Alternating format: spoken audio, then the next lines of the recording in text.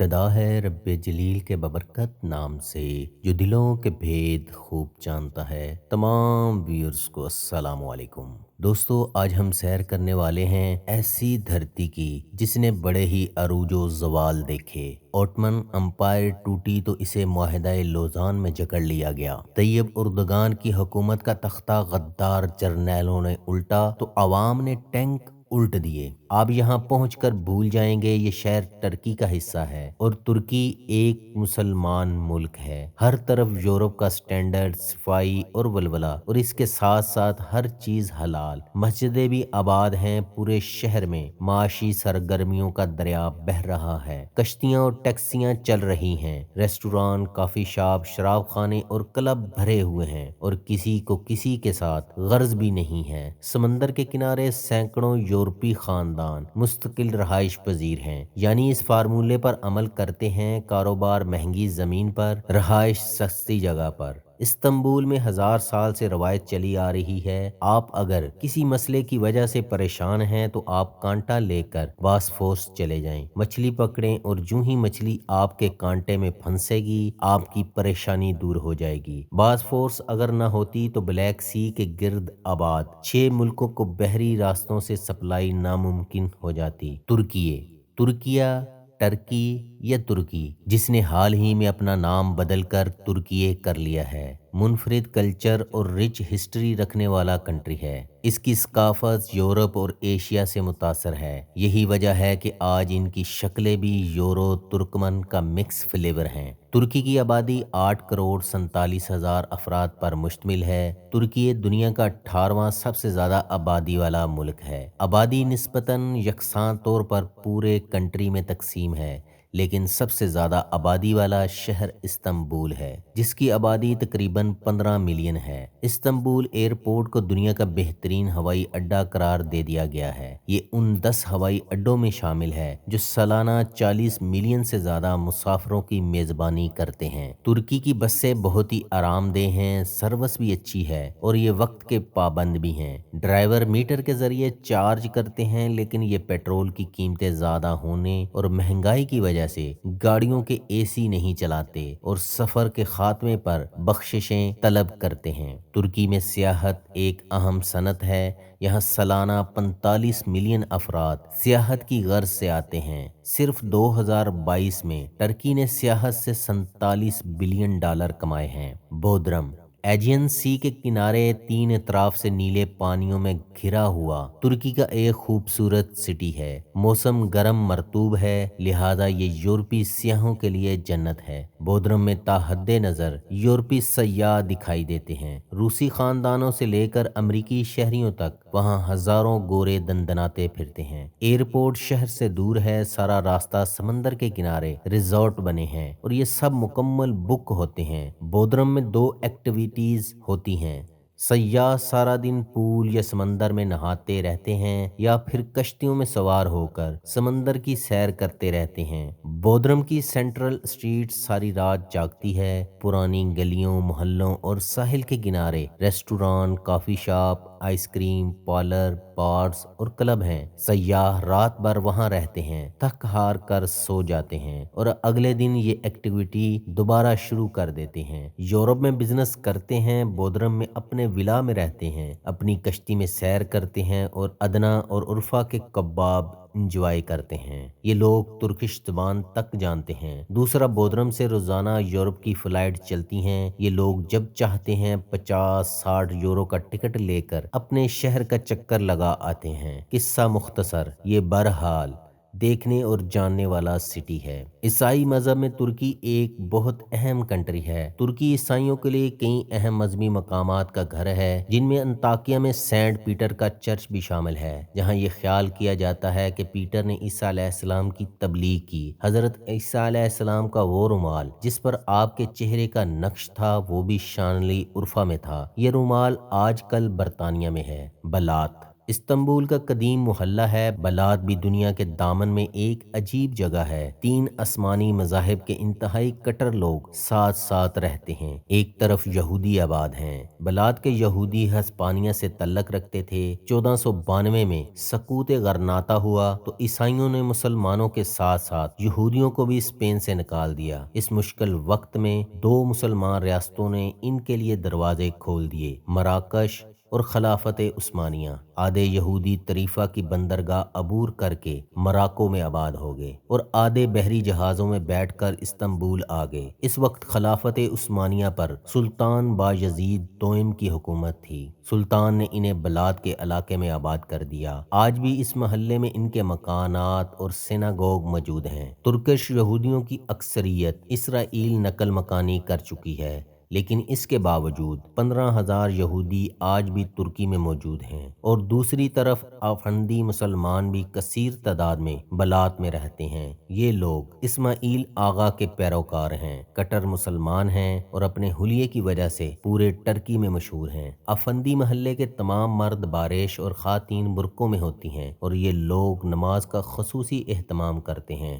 آپ کو نماز کے وقت کوئی مرد گلی یا گھر میں دکھائی نہیں دیتا۔ تمام ریسٹوران اور دکانیں بھی بند ہو جاتی ہیں۔ تیسری طرف بلات میں آرمینی عیسائی رہتے ہیں، اور یہ دوسرے عیسائیوں کے مقابلے میں سخت عقائد کے حامل ہیں۔ یہ محلہ یونانی آرتھوڈکس کے لیے بھی مکہ کی حیثیت رکھتا ہے، اور ان کا مقدس ترین چرچ پیٹری آرکیٹ بلات میں ہے۔ 30 لاکھ لوگ گریک آرتھوڈکس اسے اپنا قبلہ سمجھتے ہیں۔ گریک آرتھوڈکس یہودیوں کی طرح صبح، عصر اور مغرب دن میں 3 بار عبادت کرتے ہیں۔ چرچ بھی صرف ان 3 اوقات میں کھلتا ہے۔ رومی سپاہیوں نے حضرت عیسیٰ علیہ السلام کو ایک ستون کے ساتھ باندھا تھا۔ اسی ستون کا ایک حصہ روم، دوسرا فلسطین اور تیسرا استنبول کے پیٹری آرکیڈ میں نصب ہے۔ عیسائی اسے پلر آف فلیجیلیشن کہتے ہیں۔ مسیحی پوری دنیا سے اس کی زیارت کے لیے آتے ہیں۔ گریک آرتھوڈکس کی دوسری مقدس ترین عبادت گاہ پنایا ایاز مسیح ہے۔ عیسائی اس کے پانی کو مقدس سمجھتے ہیں۔ اس چرچ میں حضرت مریم اور حضرت عیسیٰ علیہ السلام کا لباس ہوتا تھا۔ یہ لباس 1400 سال تک اس عمارت میں رہا، اور عیسائیوں کا عقیدہ تھا یہ جب تک استنبول میں موجود ہے، دنیا کا کوئی شخص اس شہر کو فتح نہیں کر سکتا۔ یہ ہر حملے سے پہلے دونوں لباس سفید گھوڑے پر رکھ کر اسے شہر کی فصیل سے گزارتے تھے۔ سلطان محمد فاتح کے حملے سے قبل چرچ میں آگ لگ گئی اور دونوں لباس جل گئے۔ سلطان محمد فاتح نے قسطنطنیہ پر حملہ کیا اور یہ شہر واقعی فتح ہو گیا، لیکن آپ اللہ کا کرم دیکھیے، استنبول شہر میں اس وقت 3,500 مسجدیں ہیں، اور یہ ان کی وجہ سے مسجدوں کا شہر کہلاتا ہے۔ اذان کے وقت اللہ اکبر کی آواز گونجتی ہے تو بے اختیار وہ آیت یاد آ جاتی ہے،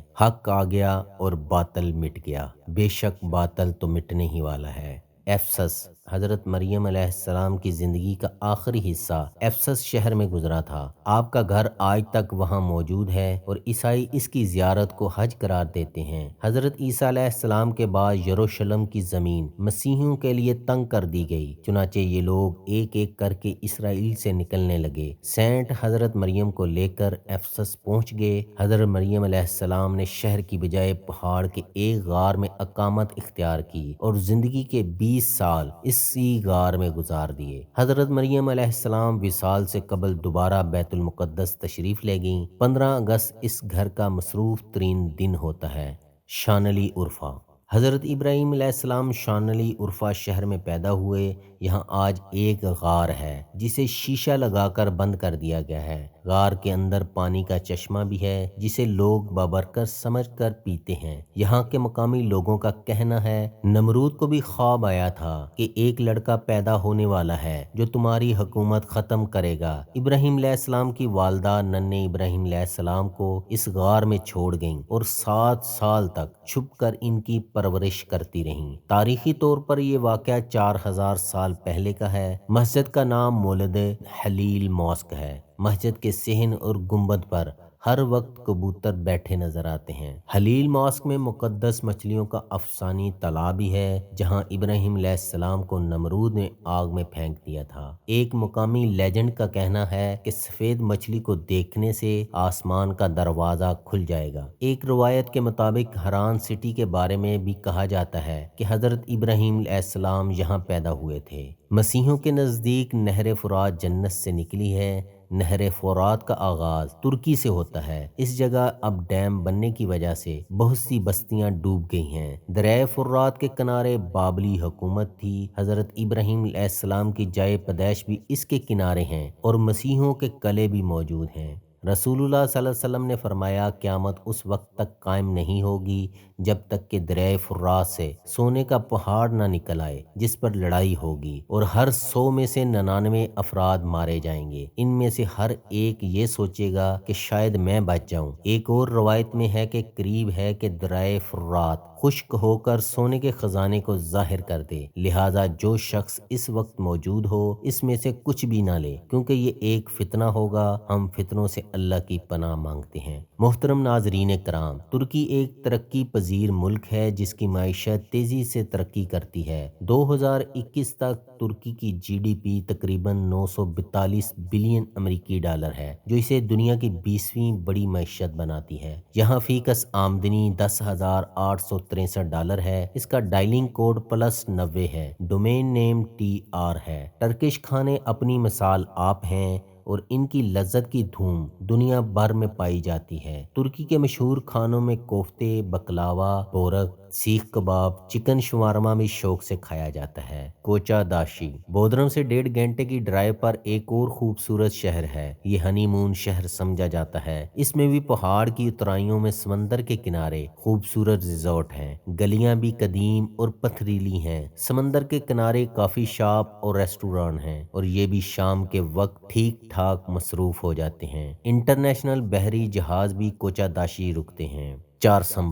چارسمبا استنبول کا قدیم محلہ ہے۔ خوش اخلاقی سے لوگ ملتے ہیں اور لین دین کے کھرے ہیں۔ اس کے تمام مرد باریش ہوتے ہیں اور خواتین برقع پہنتی ہیں اور پورے محلے میں قدامت پرست مسلمان بستے ہیں۔ تصویر نہیں بناتے اور اذان ہوتے ہی دکان کھلی چھوڑ کر مسجد چلے جاتے ہیں۔ ٹرائے ترکی کا ایک قدیم شہر ہے۔ یہ شہر ایجین سی سے 6 کلومیٹر کے فاصلے پر ہے۔ ٹرائے میں 3500 سال قبل ٹروجن وار ہوئی تھی۔ یہ جنگ ہیلن کے لیے ہوئی تھی اور وہ آگے چل کر دنیا میں لٹریچر، ڈرامے اور فلم کا مستقل موضوع بن گئی۔ ٹروجن وار نے 3500 سال قبل ایک جنگی تکنیک کو متعارف کرایا۔ یہ تکنیک آج بھی دنیا کی ہر جنگ میں استعمال ہوتی ہے۔ ٹروجن وار میں پہلی بار دشمن کو قتل کرنے کی بجائے زخمی کیا گیا تھا۔ کنگ ایگامیمنون نے اپنے سپاہیوں کو حکم دیا تم اپنے مخالف کو صرف زخمی کرو، قتل نہ کرو۔ جنرل نے بادشاہ سے پوچھا ہم دشمن کو مار کیوں نہیں رہے؟ بادشاہ کا جواب تھا مرا ہوا سپاہی لاش ہوتا ہے اور لاش کی حفاظت کوئی نہیں کرتا، جبکہ زخمی سپاہی کو بچانے اور خیمے تک پہنچانے کے لیے 3 سپاہی چاہیے ہوتے ہیں، لہٰذا تم دشمن کو قتل نہ کرو، زخمی کرو، دشمن لڑنے کے قابل نہیں رہے گا۔ یہ تکنیک صرف جنگوں تک محدود نہیں اور مسلم ممالک اس زخمی ٹیکنیک کی بدترین مثال ہیں۔ فوج کا کام ملک کی حفاظت کرنا ہوتا ہے لیکن یہ ہر مسلم کنٹری میں حکومتیں بنانے اور گرانے میں مصروف نظر آتے ہیں اور کوئی ان کو روک نہیں پا رہا۔ اور بزنس کمیونٹی کا کام معاشرے میں روزگار پیدا کرنا اور دولت کی سرکولیشن ہوتا ہے لیکن ہم نے اسے سرکاری دفتروں کی دہلیز پر قربان کر دیا۔ یہ لوگ فیکٹریوں اور منڈیوں میں کام کرنے کی بجائے پوری زندگی سرکاری دفتروں میں دھکے کھاتے گزار دیتے ہیں، لہٰذا ملک آپ کے سامنے ہے۔ ڈولماباچے پیلس یہ استنبول کا تاریخی شاہی محل ہے جو سلطنت عثمانیہ کا انتظامی مرکز رہا ہے۔ یہ استنبول کے یورپی حصے میں آبنائے باسفور کے کنارے واقع ہے۔ دولما باغیچہ پہلا یورپی طرز کا محل تھا جس کی تعمیر کا حکم سلطان عبد المجید اول نے دیا تھا۔ اب یہ ایک عجائب گھر ہے۔ جدید ترکی کے بانی اور پہلے صدر مصطفیٰ کمال اتاترک نے اپنی زندگی کے آخری ایام اسی محل میں گزارے تھے اور 10 نومبر 1938 کو اسی محل کے ایک کمرے میں انتقال کر گئے تھے۔ 2016 میں 50 لاکھ شامی مہاجرین آ چکے تھے۔ حکومت نے ایک ایک مہاجر خاندان کو مقامی مخیر خاندان کے حوالے کر دیا۔ اس بندوبست کے 3 فائدے ہوئے۔ مہاجرین کسی ایک جگہ یا شہر میں جمع نہیں ہوئے، کسی شہر میں خیمہ بستیاں نہیں لگیں۔ دوسرا، مہاجرین کی مدد کا بوجھ حکومت پر نہیں پڑا۔ اور تیسرا، مہاجرین کی سیکیورٹی، ان پر نظر رکھنے کی ذمہ داری بھی حکومت سے میزبان خاندان پر آ گئی۔ حالیہ زلزلہ سے 81 میں سے 10 صوبے زد میں آئے۔ 46,000 افراد اس دنیا سے کوچ کر گئے۔ اردگان نے 1 سال کا کرایہ اور گھر تعمیر کر کے دینے کا اعلان کر دیا ہے۔ قومیں اور حکومتیں اس طرح مسئلے حل کیا کرتی ہیں۔ زلزلے میں 40,000 افراد کے ہلاک ہونے کے باوجود ترکیہ میں قانون ساز اسمبلی اور صدارتی انتخابات 14 مئی کو منعقد ہوں گے۔ یہ چیلنجنگ الیکشن ثابت ہو سکتے ہیں۔ اردگان نے اپنے دور حکومت میں معاشی عروج اور بڑے ترقیاتی منصوبوں سمیت پڑوسی ممالک کے ساتھ تنازعات اور ایک ناکام فوجی بغاوت کا بھی سامنا کیا ہے۔ 14 مئی وہ تاریخ ہے جب 1950 میں ترکی میں پہلے انتخابات ہوئے تھے۔ اس موقع پر جیتنے والے عدنان مینڈریس کی حکومت کو 1960 میں فوج نے گرا دیا۔ خونی مارشل لا کے 1 سال بعد انہیں پھانسی دے دی گئی۔ اسے ترک تاریخ کا تاریک ترین دور کہا جاتا ہے۔ اس مرتبہ اگر طیب اردگان جیت جاتے ہیں تو معاہدہ لوزان ختم کر دیا جائے گا، جس سے ترکیہ پھر سے عروج کی بلندیوں کو چھونے لگے گا، لیکن یورپ ایسا نہیں چاہتا۔ ترکی کی سب سے اچھی بات، ہر ایک کا اللہ سے اپنا رابطہ ہے، کوئی کسی کے دین پر انگلی نہیں اٹھاتا، اس لیے وہ ہم سے کہیں آگے ہیں۔ دوستو، آج کے لیے اتنا ہی۔ مکمل ویڈیو دیکھنے کے لیے شکریہ۔ اللہ ہم سب کا حامی و ناصر ہو۔